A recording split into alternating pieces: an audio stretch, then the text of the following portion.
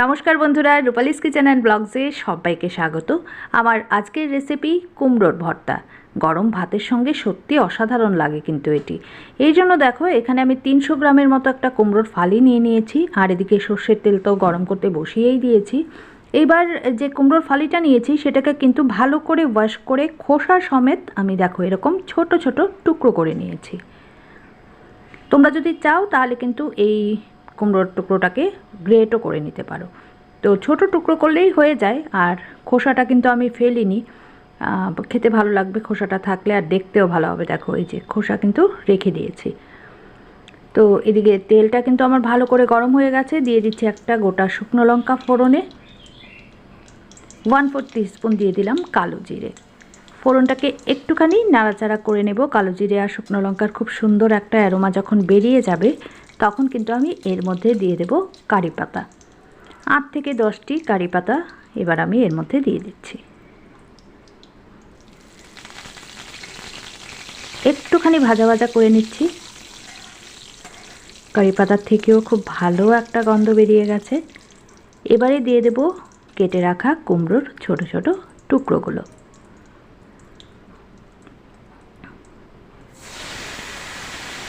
দিয়ে দিলাম সমস্ত কুমড়োর টুকরোগুলো।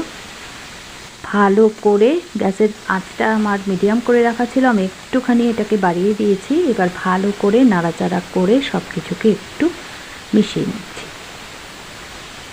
রান্নাটা খুব সহজ আর খুব বেশি সময়ও লাগে না এটা করতে, কিন্তু এর টেস্ট কিন্তু সত্যি অসাধারণ হয়।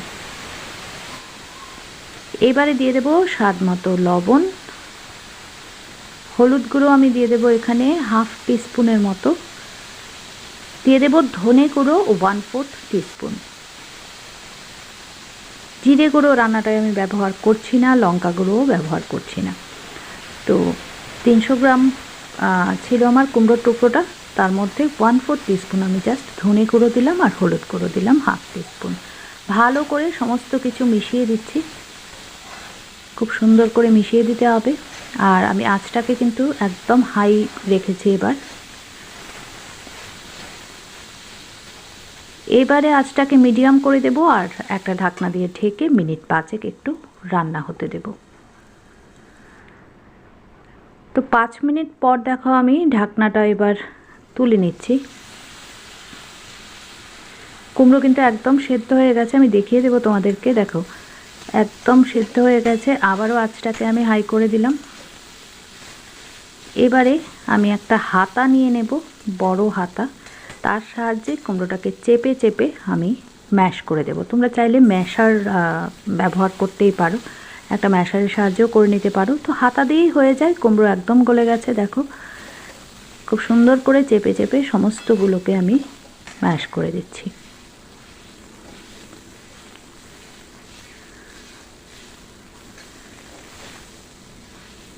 একদম সুন্দর করে মিশে যাচ্ছে সব কিছু।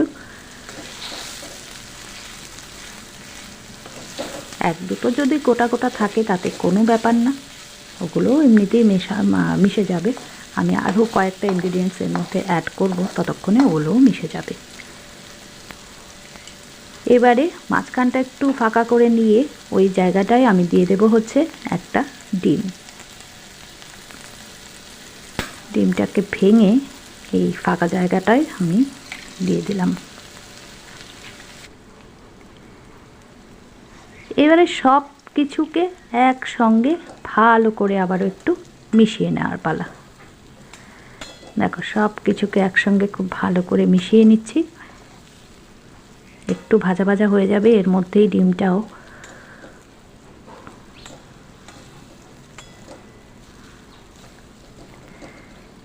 এখন আমি এর মধ্যে দিয়ে দেব চেরা কাঁচা লঙ্কা। আমি কাঁচা পাকা লঙ্কা নিয়েছি 8 থেকে 10টা, খুব ঝাল লঙ্কাগুলো, সেগুলোকে চিড়ে নিয়েছি। এবারে সেগুলো দিয়ে দিলাম। আর ঝালটা তোমরা তোমাদের টেস্ট ওয়াইজ ব্যবহার করবে। আর একটা পেঁয়াজকে আমি একদম কুচি করে কেটে নিয়েছি, মাঝারি সাইজের একটা পেঁয়াজ, সেটাকেও দিয়ে দিলাম। তোমরা যদি আরও বেশি ঝাল খেতে চাও তাহলে আরও বেশিও ব্যবহার করতে পারো। এমনিতেও ভর্তা একটু ঝাল ঝাল হলেই ভালো লাগে খেতে। তো সব কিছুকে সুন্দর করে এবারে মিশিয়ে দেব। রান্নাটা অবশ্যই কিন্তু ট্রাই করতে পারো, গরম ভাতের সঙ্গে সত্যি খুব খুব ভালো লাগে। আর আমার রান্না কিন্তু একদম কমপ্লিট। এটাকে মিনিট দুয়েক একটুখানি মাঝারি আঁচে উল্টে পাল্টে নেব। যত এটা ভালো করে উল্টে পাল্টে ভাজা ভাজা করা যাবে তত এর টেস্টটা বেড়ে যাবে। তবে আবার একদম ভাজতে ভাজতে পুড়ে ফেলো না, তাহলে খেতে ভালো লাগবে না। কন্টিনিউ নাড়াচাড়া করে করতে থাকতে হবে। আর দেখো, এবারে আমি জাস্ট এটাকে নামিয়ে সার্ভ করে দেব। তো আমার আজকের এই কুমড়ো ভর্তার রেসিপিটা তোমাদের কেমন লাগলো অবশ্যই কিন্তু কমেন্ট করে জানিও। যদি ভালো লাগে ছোট্ট করে একটা লাইক করে দিও, শেয়ার করো ভিডিওটা ফ্রেন্ডস অ্যান্ড ফ্যামিলির সঙ্গে, আর অবশ্যই সাবস্ক্রাইব করে আমার পাশে থেকে যেও। আজ এ পর্যন্তই। ভালো থেকো, সুস্থ থেকো সবাই। নমস্কার।